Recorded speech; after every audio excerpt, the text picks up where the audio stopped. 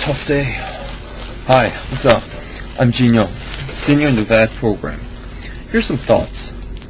As I'm going toward to the end of the program, I've been thinking about my future as a vet.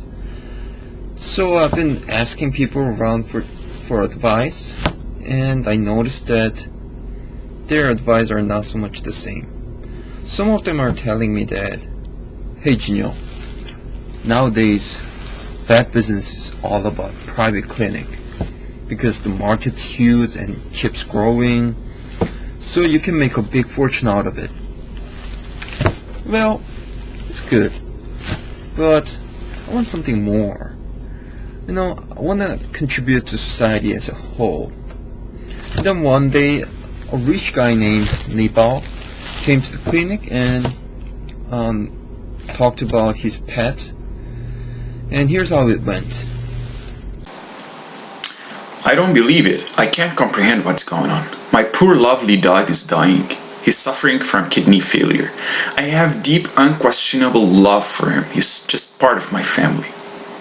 I couldn't sleep last night, I'm used to his wet kiss every single morning. He used to give me a wet kiss every single morning. My wife didn't do it.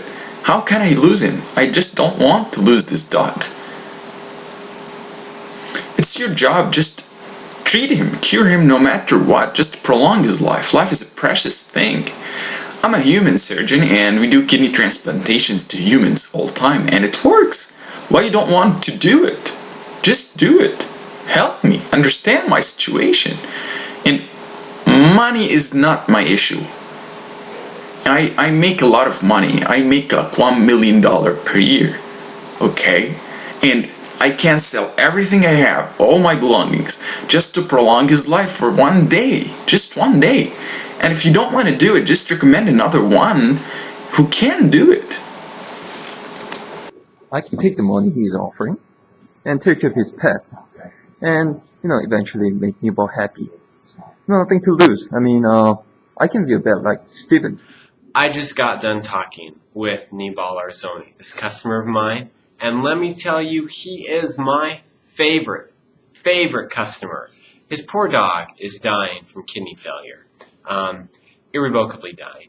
And we were talking about chemotherapy, extended hospital stays, dialysis, even transplantation.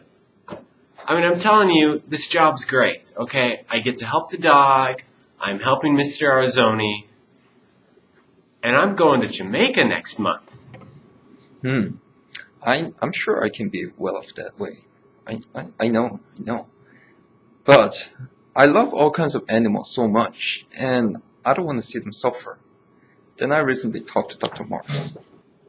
Oh, hi, I'm Dr. Mark. A few years ago, I gave 2 rounds of chemotherapy to a failing cat for a few extra months of companionship with its owner. So after treatment, the cat lived only 6 months more, and that treatment costed the owner the $6,000. When I look back on that moment, I regret my decisions. Even the owner told me that he should have let him go away sooner. So moreover, some people could say that I took advantage of him, even though I never intended. So recently, I took a difficult and different approach. So I have refused to the young gentleman's request for dialysis on his cat, which is suffering from advanced kidney failure. So this time, I think the dialysis cannot fix the disease. The cat will be suffering from disease continuously. So this time, I concerned more about the cat's quality of life than the owner's wish. And according to my professional ethic, so it's not right to spend lots of money on the dying animals if that treatment cannot change the whole situations. So as a professional vet, so I really want to serve animals and whole society, not just the wealthy pet owners. Hi, I'm going to summarize our group's conclusions and evaluation of this case.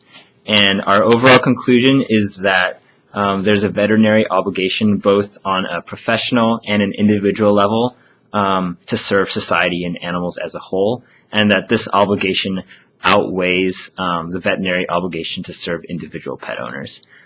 First of all, on a professional and global level, there's a conflict between serving the growing pet industry, which is financially driven, and serving the farm industry, which serves as a food source and also as just basic treatment of a large group of animals.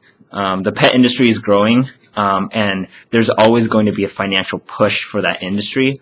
Therefore, our group believes that it's more important to ensure that the veterinary profession maintains focus on the training, research, and practice that will benefit the most number of individuals and the most number of animals. Number one, because animals serve as a food source and health is of utmost importance, and also because large groups of animals live in proximity in the farm industry. Second of all, on the individual level, our group saw a conflict between individual pet owners' interests and pets' interests. Although animals are often considered part of the family, an important part of the family, and expensive, painful, and involved treatments are often performed on humans to prolong their lives, the difference in the pet industry is that animals cannot speak for themselves and for their own well-being. Therefore, our group's conclusion is that vets are morally obligated to evaluate a pet's best interest and to speak on their behalf. They're the best trained individuals to evaluate courses of action based on pain and suffering, benefits to pets, whether the operations are curative or not, and whether the time and money invested are worth the benefit. It's their obligation to explain this evaluation to pet owners and to deny actions or operations that they deem not beneficial. And lastly, despite the veterinarian's obligations, the pet owner still has their own choices, their own autonomy. They still own the pet. So it's their choice whether to submit to a veterinarian's recommended choice of action or find another veterinarian. And so that's our group summary for this case. Count 3, 1, 2, 3. Hey, Bye.